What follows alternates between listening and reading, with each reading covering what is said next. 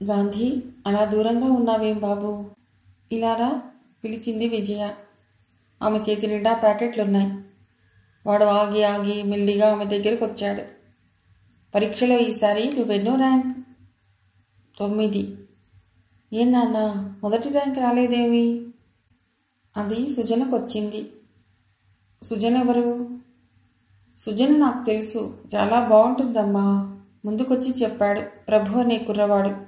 వాడు కూడా గాంధీ క్లాసే. అప్పుడే నీకు అందాలు తెలిసాయిట్రా అని వాడి బుగ్గ పుడికింది నవ్వుతూ. అవునమ్మా, చాలా తెల్లగా ఉంటుంది, ఎంత ముద్దుగా ఉంటుందో. అక్కడే ఉన్న మురుగన్ అన్నాడు సంతోషంగా. వాడిది గాంధీ క్లాసే, కానీ గాంధీ కంటే 2 ఏళ్లు పెద్దవాడు. అందరూ ఏదేదో చెప్తున్నారు, అమ్మ అమ్మ అని పిలుస్తున్నారు, కానీ గాంధీ ఎంతో దగ్గరగా నిల్చున్నా చాలా దూరంగా ఉన్నట్లుగా ఉందా మీకు? 4 ఏళ్ల గాంధీలో 40 ఏళ్ల వ్యక్తిలో ఉండే గాంభీర్యం కనిపిస్తుంది. గాంధీ, చూడు, వీళ్ళంతా నన్ను అమ్మ అని పిలుస్తున్నారుగా, నువ్వెందుకు పిలవు? ఆమె ఎంత సాధారణంగా మాట్లాడాలని ప్రయత్నించినా ఆమె కంఠంలో ప్రేమభావం తొడిగిసలాడింది. ఆ పిల్లవాడు తలవంచుకున్నాడు, మాట్లాడలేదు. ఆమె చప్పున వాడి దగ్గరికి లాక్కుని ముద్దు పెట్టుకోబోయింది. వాడు విదిలించుకుని పరిగెత్తి హఠాత్తుగా ఆగిపోయి వెనక్కు తిరిగి, నాకు అమ్మ లేదు అని మరలా విసురుగా పరిగెత్తుకుని వెళ్ళిపోయాడు. దిగ్భ్రాంతితో దిగులుగా అక్కడే బొమ్మలా నిల్చుండిపోయింది విజయ. కాస్త దూరంగా నిల్చుని ఈ సంభాషణంతా వింటున్న సిస్టర్ సూజన్, సిస్టర్ మార్తా కూడా ఆశ్చర్యపోయారు. ఇక ఆలోచించొద్దు విజయ, నువ్వు నీ బిడ్డల్ని అనాథ బిడ్డలుగా పెంపకానికి తీసుకెళ్ళు అంది మార్తా. విజయ్ కళ్ళల్లో భయం. పిచ్చి పిల్ల, ఏమిటి ఇంకా ఆలోచన? చూడు, అన్ని హింసల కంటే మనల్ని మనం హింసించుకోవటమే గొప్ప హింస. అయోమయంగా చూసింది విజయ. చూడు, నువ్వు తప్పటడుగేశావు, అనాలోచితంగా ఏదో చేశావు. నీ కన్నబిడ్డల్ని నీ చేతుల మీదుగా పెంచుకునే అదృష్టాన్నించి వంచబడ్డావు. కారణం ఏదైనా సరే ఇప్పుడు ఆలస్యం చేయకు, నీ బిడ్డల్ని నువ్వు తీసుకెళ్ళు. నాకు తీసుకెళ్లాలనే ఉంది, కానీ నీకు తెలియందేముంది? మా నాన్నగారు కేవలం డబ్బు మనిషి. మనకి పైసా వస్తుందనుకుంటే అవతలి వ్యక్తికి 1,00,000 రూపాయల నష్టం వచ్చినా క్షణం కూడా ఆలోచించకుండా ఆ పని చేస్తారు. ఎంతసేపటికి డబ్బు డబ్బు డబ్బు, అదెలా వచ్చినా పర్లేదు, ఎందరి మనసులు బాధపడినా పర్వాలేదు, ఎంత అయిన వాళ్ళైనా సరే. పోతే మా తాగుబోతు అన్న గురించి చెప్పాగా, ఇక తమ్ముడు గురించి నీకు తెలియందేముంది? మా తోటి కోడలు భర్త, నా భర్త, ఇద్దరూ ఒక్కటే. భార్య మాట వినటం నామోషి అనుకునే అధములు, కానీ భర్త అన్నాక ఆ మాత్రం పైచెయ్యి లేకపోతే ఎలా అనుకునే పాతివ్రత్యం మా తులసక్కది. అందువల్ల అతడితో ఆమె సుఖంగా ఉంది. ఆమె తమ్ముడు శివ రేపులు చేయటంలో ప్రసిద్ధుడు. భార్య ఇచ్చే అనంతమైన ఆనందాన్ని తెలుసుకోలేని మూర్ఖుడు. అందుకే పరాయి ఆడపిల్లల వెంట పడుతూ పెళ్లి వద్దని భీష్మించుకున్నాడు. అంతవరకు మంచిదే. మరో అమ్మ కన్న బిడ్డ ఉసిరు పోసుకోకుండా. తులసక్క పెద్ద కొడుకు రాజీవ్ బాధ్యతారహితుడు. భార్యకు ఆ ఇంట్లో అవసరాలు ఎలా తీరుతున్నాయో లేదో అన్న ఆలోచన లేదు. ఎప్పుడూ తన ఫ్రెండ్స్, తాగుడు. సౌజన్య ఈజీ గోయింగ్ కాబట్టి సరిపోయింది. రెండో కొడుకు క్రూరుడు. ఇహ మూడోవాడు చాలా విరక్తిగా ఉంటాడు. ఎప్పుడూ బోర్ అనే పదం నాలుక చివర ఉంటుంది. అతడికి ఎందులోనూ ఆసక్తి ఉండదు, ఏది అతన్ని ఆకర్షించదు. దానికి కారణం అన్ని సుఖాలు 12 ఏళ్లకే అందాయి. అంతటికీ కారణం ఆ డబ్బు. ఇలా చుట్టూ కోకొల్లలుగా 1,000,000 మంది మగాళ్ళు మార్తా. ఇప్పుడు చెప్పు మార్తా, బుద్ధుని గాంధీని తీసుకెళ్ళి శివాలా పెంచనా, మా అన్నలా పెంచనా, ప్రసాద్లా పెంచనా, గుర్రపు పందాలలో పేకాటలో అంతా పోగొట్టుకుని సిగ్గు లేకుండా అక్క అనసూయ పంచన ఖాళీగా ఉన్న రమేష్లా పెంచనా? చెప్పు మార్తా, ఆవేశపడింది విజయ. మార్తా కొద్దిసేపు మాట్లాడలేదు. ఆమెకు విజయ అంటే ప్రత్యేకమైన ఇష్టం, ఆరాధన. విజయ, లోకంలో మగవాళ్లంతా నీ చుట్టూ ఉండేవాళ్లలా ఉండరని నువ్వు మర్చిపోతే ఎలా? మార్తా, నా దురదృష్టం నా చుట్టూ వాళ్లే, అందుకే నా భయం. అరే, టైం అయింది, ఈరోజు సరుకులు పంచే రోజు, అప్పుడే మెంబర్స్ వచ్చేసినట్లున్నారు అని వెళ్ళిపోయిందామె. విజయ్ కూడా లేచి ఆమె వెంట నడిచింది. ఆమె చిన్న స్టూల్ మీద కూర్చుని బస్తాలతో ఉన్న పప్పులు వగేరా క్యూలో వచ్చి నిల్చున్న వాళ్ళకి పంచుతోంది. విజయ ఓపికగా పంచుతున్న సిస్టర్ వైపు చూస్తోంది. ఆ నర్స్ ఓర్పు చూస్తే ఎప్పటికప్పుడు ఆశ్చర్యంగా ఉంటుంది విజయకు. ఆ రోజు తను తొలిసారిగా ఈ హోంకొచ్చిన రోజు కూడా ఇలానే సిస్టర్స్ అంతా సరుకులు పంచడం పూర్తి చేసి నిల్చొనున్నారు. ఆ రోజు యథాప్రకారం మనస్సు బాగాలేక సినిమాకి వెళ్ళింది. ఆ సినిమా పేరు కరుణామయుడు. మేము వచ్చిన వ్యాన్ మధ్యలో చెడిపోయింది. షెడ్ నుండి ఇంకా రాలేదు. మా పిల్లలకు కాస్త లిఫ్ట్ ఇస్తారా? రిక్షాలో వెళ్లే దూరం కాదు.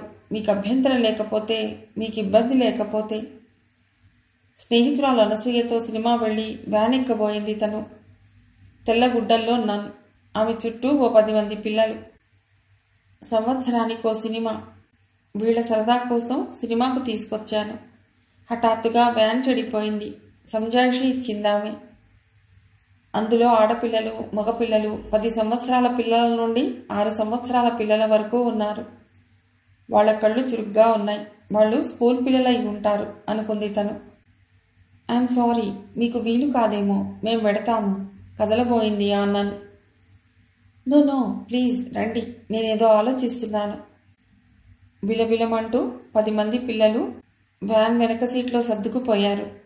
తను, సిస్టర్ మార్తా, అనసూయ ముందు సీట్లో కూర్చున్నారు. ట్రాఫిక్ దాటాక డ్రైవర్ అడిగాడు, ఏ హాస్టల్కి వెళ్ళమంటారు? Mother Teresa హోమ్కి. అదేదో సినిమా హాల్ అన్నట్టుగా చెప్పిందామె. తెల్లమొహం వేశాడు డ్రైవర్. తనకు తెలియదు అదెక్కడుందో. కానీ మదర్ థెరీసా అనే పదం తనలో కుతూహలం రేకెత్తించింది. మదర్ థెరీసా ప్రస్తుతం ఫ్రాన్స్లో ఉన్నారు గదూ? అడిగింది తను. అవునన్నట్టు తల ఊపింది నన్ చిరునవ్వుతో. వ్యాన్ తార్ రోడ్డు మీద నుండి మట్టి రోడ్డులోకి, అక్కడ నుండి విశాలమైన కాంపౌండ్లోకి దూసుకెళ్ళింది. ఎదురుగా నిలువెత్తు యేసుక్రీస్తు విగ్రహం. దాని చుట్టూ వృత్తాకారంలో క్రోటన్ మొక్కలు. వ్యాన్ ఆగటంతోనే పిల్లలు బిలబిలమని దిగారు. ప్రశాంతత అప్పుడే జన్మించినట్టుందక్కడ.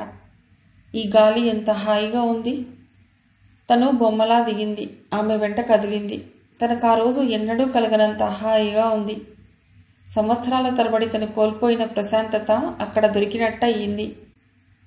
ఆంటీకి థ్యాంక్స్ చెప్పండి, పిల్లలకు గుర్తు చేసిందామె.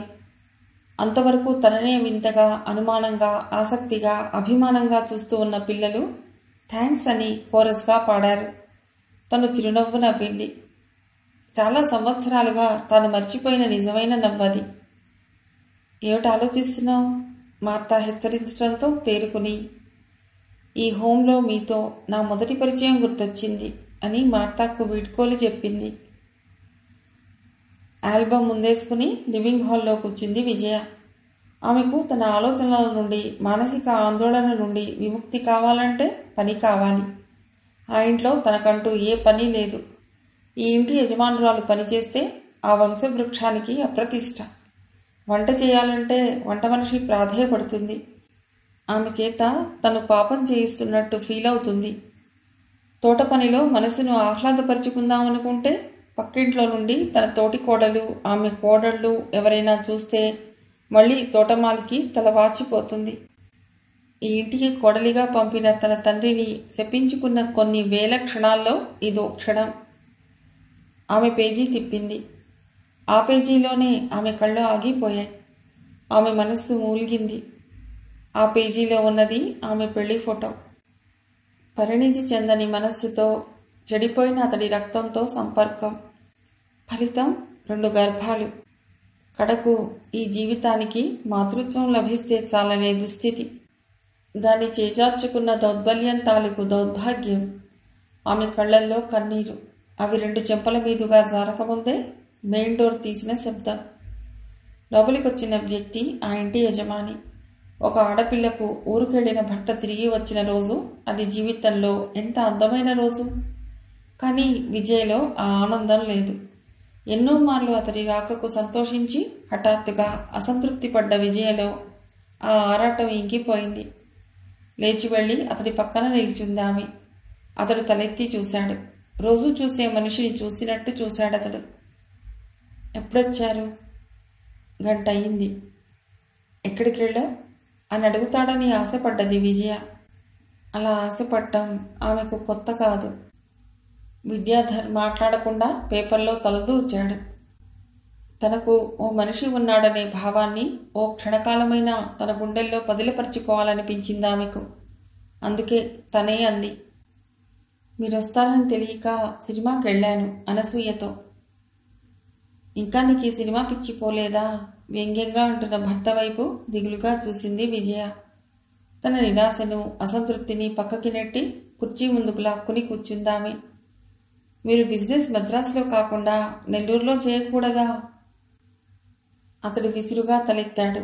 భర్తని ఇలా రిక్వెస్ట్ చేసుకునే హక్కు కూడా భార్యకి ఇవ్వటం అతడికి ఇష్టం ఉన్నట్టు లేదు. ఇక్కడ బిజినెస్ చేస్తే కొత్తగా నీకొచ్చేదేమిటి? హతాశురాలైంది విజయ. ఇక్కడ నేనున్నాను. ఈ ప్రపంచంలోకెల్లా మీకు సర్వస్వం కావలసిన నేనున్నాను మీకిక్కడ అని గొంతెత్తి అరవాలనిపించింది విజయకు. చూడండి, మీరిలా ఊళ్ళు తిరగటంతో మీ ఆరోగ్యం పాడైపోతుంది. అతడు నవ్వాడు, ప్రేమగా కాదు, హేళనగా. ఆ నవ్వు విజయకు ఎప్పటికప్పుడే ఎదురవుతున్నా ఇంకా ఆమె దానికి తట్టుకోవటానికి అలవాటు కాలేదు. మీరు లేకుండా ఒంటరిగా ఇంకెన్నాళ్ళు? మార్తవంగా అందామె. అతడు విసుగ్గా చూశాడు. కొద్ది రోజులు ఓర్చుకో విజయ, వదినతో సినిమాకెళ్తుండు, ఫ్రెండ్స్తో మాట్లాడుతుండు అని చెప్పి కనీసం తనని మోసం చేయకూడదా అని ఆమె మనసు ఆక్రోశించింది. మీకక్కడ హోటల్ తిండి, నా సంగతి నీకంత అవసరమా? మీకు నేనంటే ఎందుకంత కోపం? నేనేం చేశాను? నన్ను ఎందుకిలా దూరంగా పెడుతున్నారు? నేనంటే మీకెందుకు ఇష్టం లేదు? మద్రాసులో మీకు డబ్బు కోసం శరీర సుఖం ఇచ్చే ఆమె కన్నా తీసిపోయిన్నానా అని కన్నీళ్లు పెట్టుకునే తత్వం కాదు విజయది. ఇంట్లో ఏ పని లేదా నీకు ఈరోజు? అలా అని విజయ సున్నితమైన మనస్సు మీద పెద్ద దెబ్బ కొట్టాడతడు. కనీసం నాకు టిఫిన్ పెట్టు అని సున్నితంగానైనా తనని తరిమేయొచ్చుగా. ఆ రాత్రి మాత్రం అతడు విజయను దగ్గరికి పిలిచాడు. ఈసారి నాకు కొడుకు పుట్టి తీరాలి. బాబు పుడితే వాణ్ణి చదివిస్తారు? ఆసక్తిగా చూసింది విజయ. చదువా? మన పిల్లవాడికి చదువా? చదువెందుకు? ఇంత ఆస్తి ఉంటే ఏ డిగ్రీయో పూర్తి చేయించి బిజినెస్ అప్పచెప్తాను. బిజినెస్ అంటే తాగుడు అది అలవాటై చెడిపోతారు. అతడి మనసు తెలుసుకోవాలనే తాపత్రయంతో అతడి శరీరానికి లొంగిపోతూ అంది విజయ. ఏ, నేను తాగనా? అంత మాత్రానికే చెడిపోయినట్టు లెక్క. చెడిపోయారని కాదు, మీరు తాగినట్లు పిల్లలు తాగకూడదని మీకుంటుంది కదా. అవి తర్వాత సంగతులు. ఇప్పుడు నాకు కొడుకు కావాలి అని మొరటుగా దగ్గరకు లాక్కున్నాడు విద్యాధర్ రెడ్డి. పిలిచారా అమ్మా? రజియా వచ్చింది. ఆమెను చూసినప్పుడల్లా విజయకు ముళ్ళు గుచ్చుకున్నట్టే ఉంటుంది. ఆమెకు ఏదో చేయాలని ఆరాటం, ఏమీ చేయలేని నిస్సహాయత. రజియా తనకేమవుతుంది? అందరికీ తెలిసిన సత్యం, రజియా ఇంటి నౌకర్. కానీ రజియాకి తనకి మధ్య ఉన్న అనుబంధం తనతో పాటు మరో వ్యక్తికి తెలుసు. ఆ తెలిసిన వ్యక్తి ఆ విషయాన్ని ఈ జన్మలో బయటపెట్టలేడు. ఈ వాస్తవాన్ని బయటపెట్టి ఆమెకు తను సహాయం చేసే అవకాశం చెయ్యి దాటిపోయాక రజియా ఎవరో తనకు తెలిసింది. రాజును కారు రెడీ చేయమని చెప్పు. అలాగే అన్న రజియా కదల్లేదు. అమ్మా, నాకు వహీద్ని చూసి రావాలనుంది. ఈరోజు వెళ్ళనా అమ్మా? రజియా కళ్ళలోకి చూసింది విజయ. ఆ కళ్ళు ఆశగా చూస్తున్నాయి, అభ్యర్థిస్తున్నాయి. నేను అక్కడికే వెడుతున్నాను, రా. రజియాకి తెలుసు తన యజమానురాలు అప్పుడప్పుడు మదర్ థెరీసా హోమ్కి వెడుతుందని. అక్కడ ఉండే అనాథలపై ఆమె చూపించే శ్రద్ధ, ప్రేమ చూసి ఎంత ఆరాధిస్తుందో. ఆమె అలా అనాథాశ్రమానికి వెళ్లిన విషయం ఎవరికీ చెప్పొద్దనటం రజియాకి ఎంతో ఆశ్చర్యాన్ని కలిగిస్తుంది. ఇంత పవిత్రమైన పనిని ఆమె ఎందుకు అందరి దగ్గర నుండి దాస్తున్నట్టు? ఏది ఏవైనా అది తను ప్రేమించబడే యజమానురాలి ఆజ్ఞ. ఆ రహస్యం ఎలాంటిదైనా పెదవి దాటకూడదు. నిశ్శబ్దంగా కార్ డోర్ తెరిచి పట్టుకున్నాడు రాజు. కారు డ్రైవర్గా అపాయింట్ అయి మొట్టమొదటిసారి మదర్ థెరీసా హోమ్కు వెడుతున్నప్పుడు రాజును బాల్కనీలోకి పిలిచి చెప్పింది విజయ. అతడి నడవడికను ఎంతో పరిశీలించిన తర్వాత గాని అతన్ని డ్రైవర్గా నియమించుకోలేదామె. చూడు రాజు, నీకు ఉద్యోగం అవసరం, నాకు డ్రైవర్ అవసరం. అంతవరకే మనం చూసుకుంటే బాగుంటుంది. నేను ఎక్కడికి వెడుతున్నానో ఎవరికీ తెలియకూడదు. అలా నేను చెప్పినట్టు వింటే, నిజాయితీగా ఉంటే అప్పుడు ఇంకా నీ జీతం పెంచుతాను. రాజు పైకి ఏమీ అనలేదు గాని లోపల తన యజమానురాల్ని అసహ్యించుకున్నాడు. పెద్ద ఇళ్లలో ఇలాంటి అనైతిక చర్యలు జరగటం అతడికి తెలిసిందే. ఇంట్లో భర్త, పిల్లలు, అష్టైశ్వర్యాలు అన్నీ ఉంచుకుని ఈ చాటుమాటు వ్యవహారాలు ఎందుకు సాగిస్తారో అతడికి అర్థం కాదు. ఆమె చెప్పిన అడ్రస్ ప్రకారం మదర్ థెరీసా హోంలో దించి ఆమె చుట్టూ మూగిన పసిపిల్లలను చూసినప్పుడు తను ఊహించిన విధానానికి సిగ్గుపడ్డాడు, పశ్చాత్తాపడ్డాడు. ఆ రోజు నుండి ఈ రోజు దాకా తన యజమానురాలి మీద తను ఏర్పరచుకున్న భావం, భక్తి, ఆ కృతజ్ఞత అతడి గుండెల్లో పచ్చగా అలాగే ఉంది. రజియా వహీద్ని తీసుకుని చెట్ల కిందకి వెళ్ళింది. విజయ మార్తా దగ్గరికి వచ్చి కూర్చుంది. నమస్తే, నా పేరు సంధ్యారాణి అంటూ వచ్చి కూర్చుంది ఒక మధ్య వయస్కురాలు. నమస్తే, కూర్చోండి, చేతులు జోడించింది మార్తా. ఇలా అపరిచితులకు కూడా పెద్దపీట వేయటం వాళ్ల సంస్కారం. మీకు అభ్యంతరం లేకపోతే నేను మీతో ఓ అరగంట సేపు మాట్లాడాలని వచ్చాను. ఓ ష్యూర్. మీకు ఇన్కన్వీనియన్స్ కాస్ట్ చేస్తుంటే మాత్రం చెప్పండి, మరో రోజు వస్తాను. అలాంటివేం లేవు. మీరు ఇలా రావటమే మా హోంకు చాలా సంతోషకరమైన విషయం. చిరునవ్వు నవ్వింది సంధ్యారాణి. చెప్పండి, what can I do for you? నేను రచయిత్రిని, ప్రారంభించిందామె. నేను నల్ల జీవితం గురించి తెలుసుకోవాలని వచ్చాను. ఆ జీవితం మీద నవల రాయాలని కోరిక. మీరెందుకు నాకు సహకరిస్తే? ఓ ష్యూర్, అడగండి, మీకే వివరాలు కావాలి అంది మార్తా. మీలో ఈ విరక్తి ఎప్పుడొచ్చింది? మీరు నన్గా ఎప్పుడు మారారు? చిన్నగా నవ్వింది మార్తా. నేను నన్గా మారిన తేదీ కూడా చెప్పగలను, కానీ ఈ విరక్తి నాలో ఎప్పుడు వచ్చిందో చెప్పలేను. అది నాకే తెలియదు. అసలు మీకెందుకు వస్తుంది విరక్తి? మాకు తెలియదు. అసలు దీని విరక్తి అనటానికి లేదు.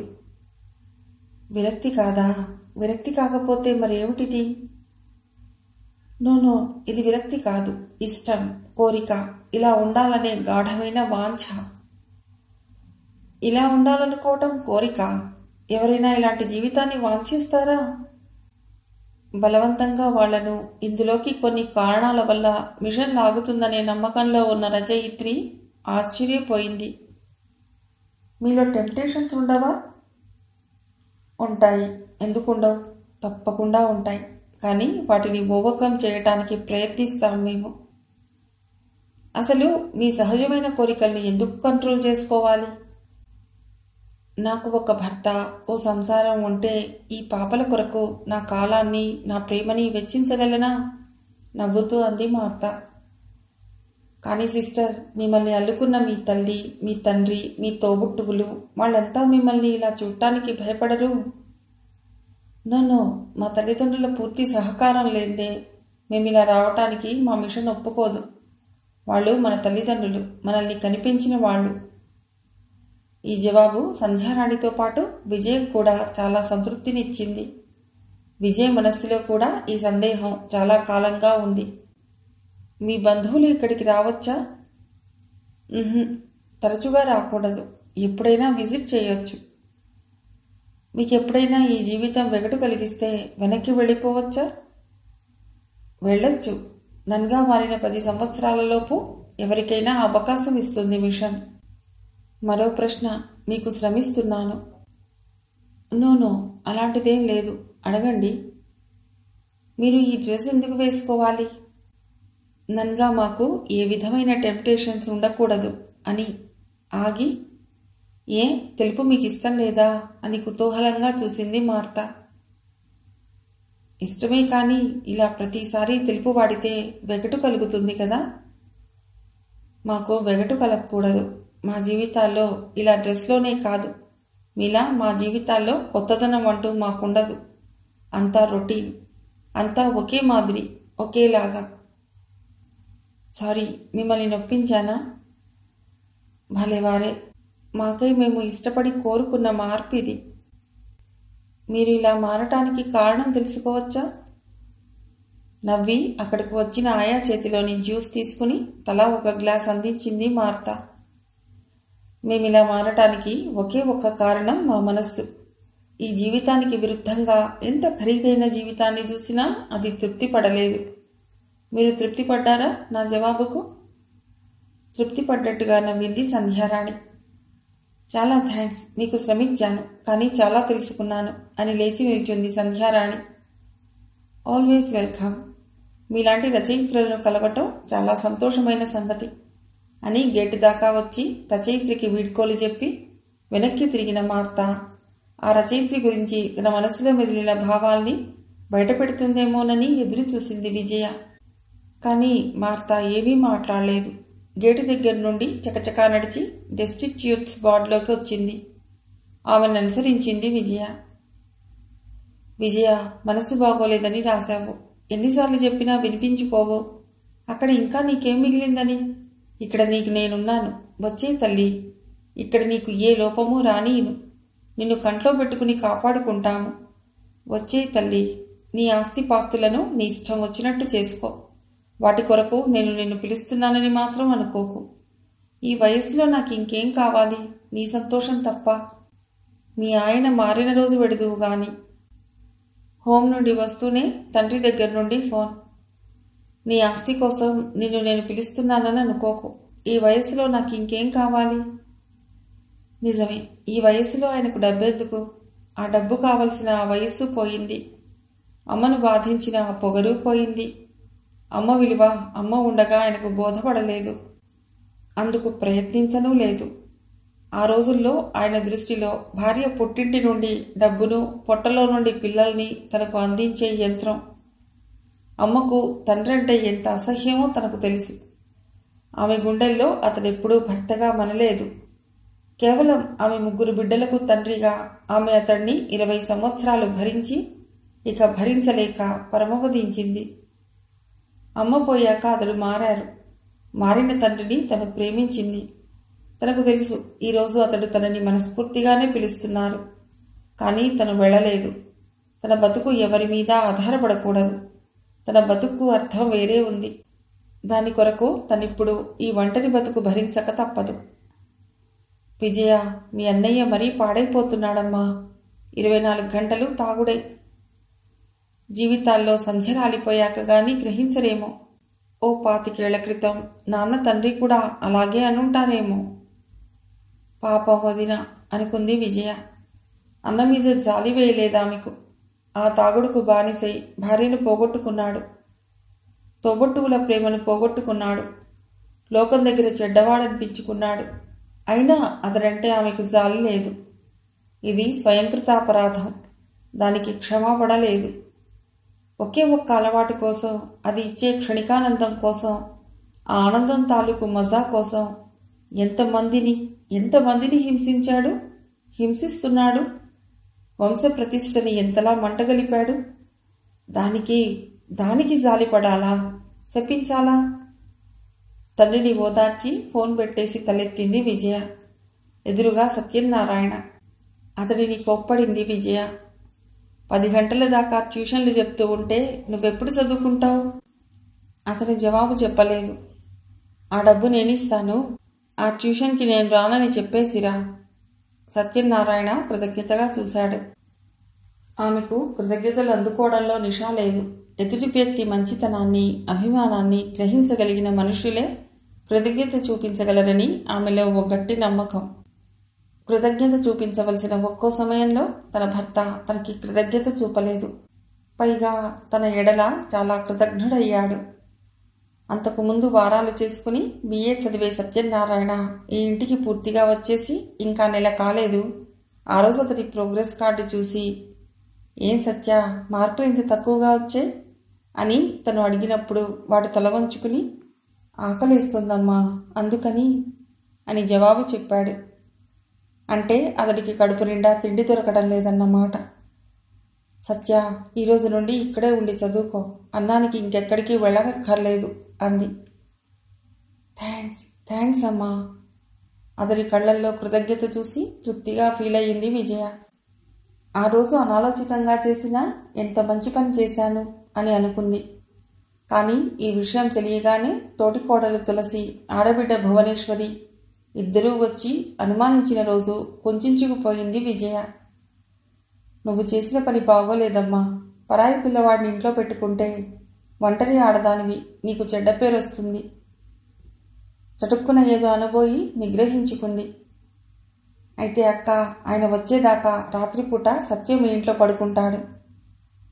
మా ఇంట్లోనా? పసిపిల్లవు నువ్వు, నీకేం తెలియదు. ఈ స్టూడెంట్ పిల్లలని నమ్మటానికి వీల్లేదు. తోడికోడలు సత్యనారాయణ మీద విసిరిన విసురుకు చాలా బాధపడింది విజయ. వెంటనే, మొదట్లో నీ ఇంట్లో ఉన్న నీ తమ్ముడి గురించి ఆలోచించు, పరాయి అమ్మ కన్నబిడ్డను అనే ముందు అని అరవాలనిపించింది. పనోళ్ల రూంలో పడుకోమని చెప్తాలే అక్క అనేసి ఆ సంభాషణకు ముగింపు వాక్యం పలికేసింది. అమ్మొచ్చింది. అమ్మాకేం అరుచుకుంటూ ఎదురొచ్చారు పిల్లలు. చిగురుటాకుల్లాంటి చేతుల్ని చాచి చిరుపాదాలతో పరిగెత్తుకొచ్చారు.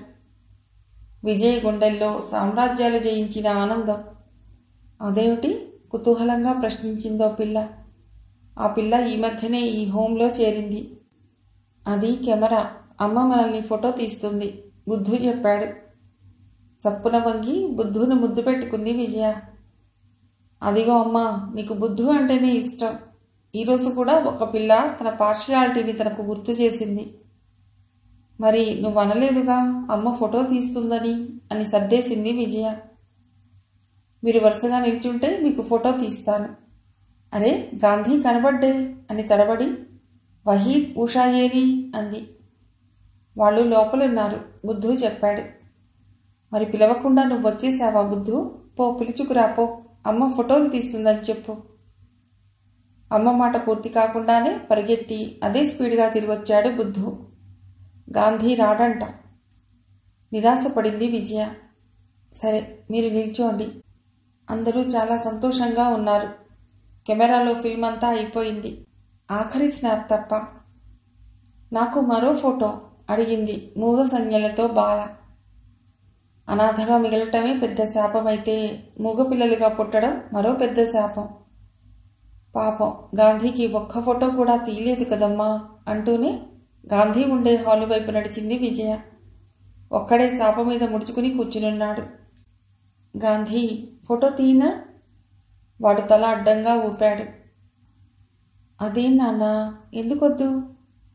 వాడు కళ్ళెత్తినప్పుడు విజయ్ చేతిలో కెమెరా క్లిక్కుమంది. ఫ్లాష్ వెలుతురుకు కుతూహలంగా కళ్ళెత్తి చూసి మళ్ళీ కళ్ళు దించుకున్నాడు గాంధీ. విజయమ్మ, మిమ్మల్ని సిస్టర్ థెరీసా పిలుస్తున్నారు.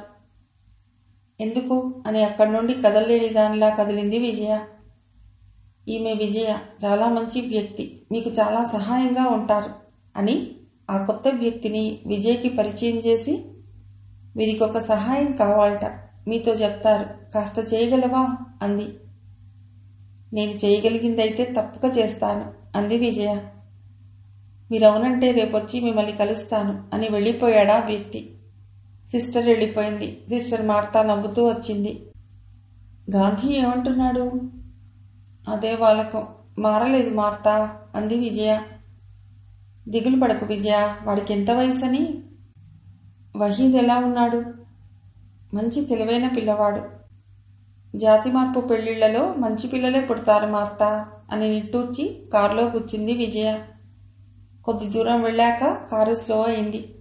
ఏవో స్లోగన్స్, ఎదురుగా జనం. ప్లీజ్ కాస్త లిఫ్ట్ ఇవ్వగలరా? పాలీక్లినిక్లో మా అమ్మకు సీరియస్గా ఉందని ఫోన్ చేశారు. రిక్షా దొరకలేదు. చాలా దూరం, నడవటం ఆలస్యం అయిపోతుంది. కాస్త ఆందోళనగా, కాస్త సంకోచంగా అడిగాడు 25 ఏళ్ల వ్యక్తి కారు దగ్గరికి వచ్చి. ఎక్కండి. థ్యాంక్స్. అతడు చప్పున ముందు డోరు తీసుకుని ఎక్కేశాడు. మౌనంగా కూర్చున్న అతన్ని చూస్తుంటే 8 ఏళ్ల క్రితం ఇలాగే పరిచయమైన విజయభాస్కర్ గుర్తుకొచ్చాడు విజయకు. కానీ అతడు ఇలా మౌనంగా కూర్చోలేదు. ఆ కారులో కూర్చున్న 10 నిమిషాల్లోనే చాలా మాట్లాడేశాడు. తన గురించి అడిగాడు, అతడి గురించి చెప్పాడు. కారు దిగేసి మళ్ళీ కలుద్దాం, చనువుగా, ఎంతో పరిచయం ఉన్నట్టుగా అని వెళ్ళిపోయాడు. అతడు అన్నట్టుగానే సూపర్ బజార్లో తను ఏదో వస్తువులు కొంటుంటే అక్కడ కలిశాడు. అరే, విజయ్ గారా? ఎంత సుదినం అంటూ గబగబా తన దగ్గరకొచ్చాడు. తను బిత్తరపోయింది అతడి చనువుకు. ఏమిటి కొంటున్నారు?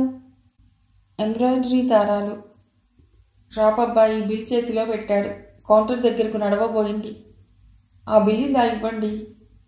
ఎందుకు? ఎందుకేమిటి? డబ్బు కట్టి సామాన్లు తెచ్చుకోను. మీరు డబ్బు కడతారా? ఎందుకు? చిరునవ్వుతో చూశాడతడు. ఏ కట్టకూడదా? ఎంత ఆప్యాయత ఈ కంఠంలో! ఇంత చిన్న పరిచయంలో అంత ఆప్యాయత ఎలా సంభవం? చూడండి, నా అవసరంలో కాదనకుండా లిఫ్ట్ ఇచ్చి ఆదుకున్నారు మీరు. ఇలాంటి అవకాశం నాకు రాకపోవచ్చు. రుణం తీర్చుకోను. పోనీ ఇలా అయినా తీర్చుకోనివ్వండి. ఏమిటి మీకు అభ్యంతరం? విపరీతంగా ఆశ్చర్యపోతూ చూసింది తను. ప్లీజ్. బిల్స్, డబ్బు రెండూ చేతిలో పెట్టేసింది. డబ్బు కూడా ఇస్తున్నారు? అప్పటికి తేరుకుని నోరు తెరిచింది. ప్లీజ్, మీ సహాయం చాలు. డబ్బు తీసుకోకుండా నన్ను డెలికేట్ పొజిషన్లో పెట్టద్దు.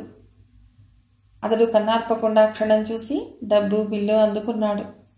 ఆ బిల్స్, ప్యాకెట్స్ అన్నీ సరిచూసుకుని తను అందుకోబోయినా అందుకోనీయకుండా బయటకు తెచ్చి అటూ ఇటూ చూసి కారేది అన్నాడు. కారులో రాలేదు. సమయానికి లేదు. రిక్షాలో పెడతాను. తమ రెండిళ్లలో తను చేస్తున్న మరో తప్పిది. రిక్షాలో వెళ్ళటం పరువు తక్కువట. మొదటి తప్పు రజియాతో సినిమాలకు వెళ్ళటం. అతడు రిక్షా పిలిచాడు. సామానంతా రిక్షాలో సర్దాడు. కూర్చోండి. తను బొమ్మలా కూర్చుంది. థ్యాంక్స్ అయినా చెప్పాలని తోచలేదు. ఎందుకింత శ్రమ పడుతున్నాడతడు? చిన్న సహాయానికి ఇంత కృతజ్ఞత? తన శరీరాన్ని, మనస్సును, సర్వాన్ని అర్పించినా తన భర్తలో ఆ కృతజ్ఞత లేదేమో. అమ్మగారిని జాగ్రత్తగా దించు. అతనే జేబు నుండి డబ్బు తీసిచ్చాడు. తెప్పరిల్లలేదు తను. ఏమాశించి అతడు ఇదంతా చేస్తున్నాడు? అలా అనుకోవటానికి కనీసం తన అడ్రస్ అయినా అడగలేదు. తన గుండెల్లో అతడంటే ఏదో అభిమానం మొలిచింది ఆ క్షణంలో. నా కొరకు చాలా శ్రమ తీసుకున్నారు. రిక్షాకి మీరు డబ్బులు ఇవ్వటం ఏమిటి? రిక్షా అబ్బాయి కదలబోయాడు. కాస్త ఆగబ్బాయి అని అతడు ఆపి, జవాబు కావాలా అన్నాడు. తన మౌనం అంగీకారంగా తీసుకుని అతడిచ్చిన జవాబు, కృతజ్ఞత, అభిమానం కలిసి తన గుండెల్ని తడిచేసింది. నిజం చెప్పేనా? మీరనే ఈ శ్రమను నాకు జీవితాంతం మీరిచ్చినా నేను ఆనందంగా స్వీకరిస్తాను. తను మరలా అర్థం కాని భావనలోకి తోసివేయబడింది. ఇకపోతే రిక్షాకి 2 రూపాయల ఖర్చు చేశానంటున్నారు. నా జీవితంలో మనస్ఫూర్తిగా చేసిన ఖర్చు ఇదొక్కటే. వస్తాను. మరలా కలుసుకుందాం. చేతులు జోడించి వడివడిగా వెళ్ళిపోయాడతడు. ఆ రోజంతా తన మనస్సులో ఏదో వెలితి, ఏదో కావాలనే తపన, ఆరాటం, నిస్సహాయత, కోపం. ఎవరి మీద? ఆ తర్వాత చిత్రంగా సినిమా హాల్లో కలిశాడతడు. కళ్ళలో అదే మెరుపు, ముఖంలో అదే ఆనందం. చూశారా, మరలా మనం కలుసుకున్నాం. మీకు నమ్మకం లేదు కదూ? ఎంతో చనువుగా, ఎంతో చొరవగా తన పక్కనున్న స్నేహితురాల్ని చూస్తూ అన్నాడు. నా పేరు విజయ్. విజయ్ భాస్కర్. విజయ్ గారితో నా పరిచయం చాలా తక్కువ. అయినా చూడండి నేను ఎలా మాట్లాడుతున్నాను. మీరు విజయ్ గారి స్నేహితులా? అవునన్నట్టు తలూపింది అనసూయ. విజయ ప్రేక్షకురాలిలాగా, శ్రోతగా మిగిలిపోయింది. ఫలితంగా అతడు తన సీటు పక్కనే కూర్చున్నాడు. చాలా సభ్యతగా, చాలా దూరంగా. కానీ నోరు మాత్రం మూతపడలేదు. అబ్బా, ఎంత ఘోరంగా తీశారండి. 2 అమ్మాయిలు ఒక అబ్బాయిని ప్రేమిస్తే ఓ అమ్మాయి చచ్చిపోయి తీరాలా? Sorry, ending చెప్పేశానా? పర్వాలేదు. మీకు ఇబ్బంది లేదు కదా నేను ఇలా వాగటం? నిజం చెప్పాలంటే తన మనస్సు కూడా అతడి ఉనికిని కోరుతోంది. కానీ దాని పర్యవసానం ఏమిటోనని భయపడుతోంది. మీకు సినిమా బోర్ కొట్టడం లేదా? పర్వాలేదు. ఏమిటండి అన్నిటికీ పర్వాలేదంటున్నారు? నేను చెప్పేది వింటున్నారా మీరసలు? అతడు పూర్తిగా ఇటువైపు తిరిగి సన్నగా నవ్వుతూ అడుగుతున్నాడు. అతడు నల్లగా ఉంటాడు. పెద్ద పొడవేమీ కాదు. తన భర్తకులా విశాలమైన ఛాతీ, బలమైన చేతులు అలాంటివేవీ లేవు. కానీ ఆ నవ్వు ఎంత ఆత్మీయంగా ఉంటుంది. అది ఎంత అందంగా అనిపిస్తోంది. మిగిలిన కథ తర్వాతి భాగంలో.